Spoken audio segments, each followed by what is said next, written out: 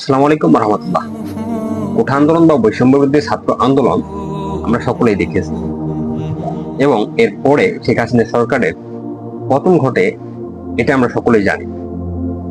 কিন্তু এই কোঠা আন্দোলন বা বৈষম্য বিরোধী ছাত্র আন্দোলন যারা সামনে থেকে নেতৃত্ব দিচ্ছিল, যারা সামনে থেকে লিড দিচ্ছিল, তারাই কি এর মূল সংগঠক, মূল প্ল্যানার, নাকি অন্য কেউ পেছন থেকে প্ল্যান করার কাজে নিযুক্ত ছিল?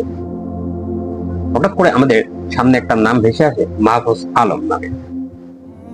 মাহফুজ আলম নামে এক যুবকের নাম হঠাৎ করেই ভেসে উঠল এবং আমরা যতটুকু জানতে পেরেছি যে এই মাহফুজ আলম অন্তর্বর্তীকালীন সরকারের প্রধান উপদেষ্টা ডক্টর ইউনূসের প্রধান সহকারী হিসেবে নিযুক্ত হয়েছে। এই বিষয়টা নিয়েই সাদিকুর রহমান আল আজহারী হুজুর একটা বয়ান পেশ করেন। সেই বয়ান থেকে আমরা পরিষ্কারভাবে তার পরিচয় সম্পর্কে জানতে পারি যে কে এই মাহফুজ আলম, যিনি এই বৈষম্য বিরোধী ছাত্র আন্দোলন এবং কোঠা আন্দোলনের মূল প্ল্যানার ছিল। তো চলেন আমরা সাদিকুর রহমান আল আজহারী হুজুরের সেই বয়ানটা শুনে আসি। এই স্বাধীনতার পরে অনেকেই মাস্টার মাইন্ড কে ছিল, দীর্ঘদিন ধরে আমাদের এতদিনের খোঁজা অন্বেষণ যে কে ছিল মাস্টার মাইন্ড, আমরা দেখতে পেয়েছি যে এখন সেই মাস্টার মাইন্ড অলরেডি তার পরিচয় এখন জাতির কাছে পরিচিত। সুপরিচিত জাতির এই সন্তান, লক্ষ্মীপুর জেলার। সেও কিন্তু ব্যাকগ্রাউন্ড যখন আপনি চেক করবেন, সেও মাদ্রাসার ছাত্র। সে একসময় পরিচিত ছিল না, আল্লাহ তাআলা এই আন্দোলনের মধ্য দিয়ে তাকে পরিচিত করে দিয়েছেন।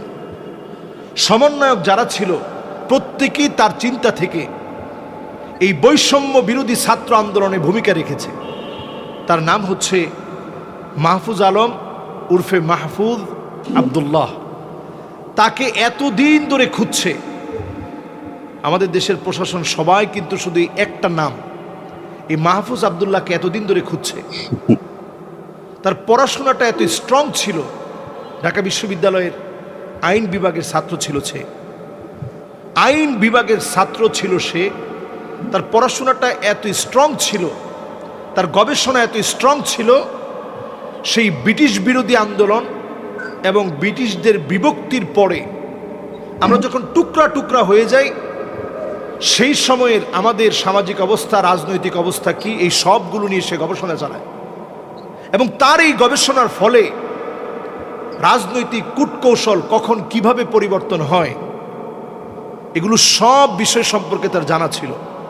এবং রাজনৈতিক নেতৃবৃন্দের চরিত্র কেমন, কিভাবে তারা মাস্টার প্ল্যান নিতে পারে, এই সকল বিষয় সম্পর্কে সে পড়াশোনা করে।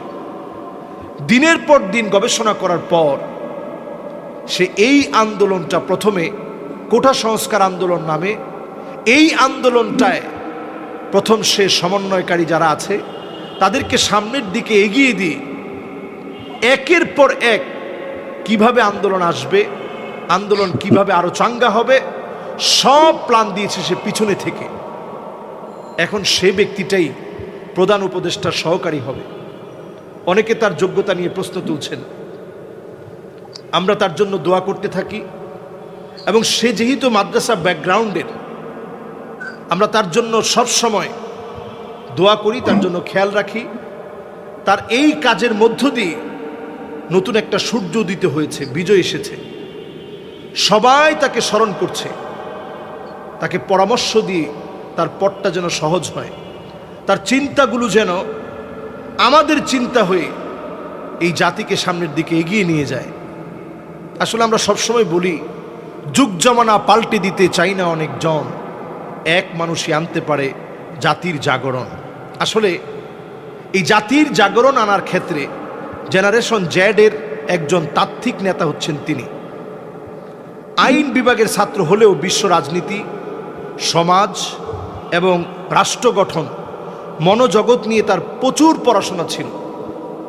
এবং এই পড়াশোনাগুলোর কারণেই কিভাবে এই জাতিকে নেতৃত্ব দিতে হবে, দীর্ঘদিন জুলুমের পরে উত্তরণের পথ আল্লাহ রাব্বুল আলামিনই দিয়েছেন।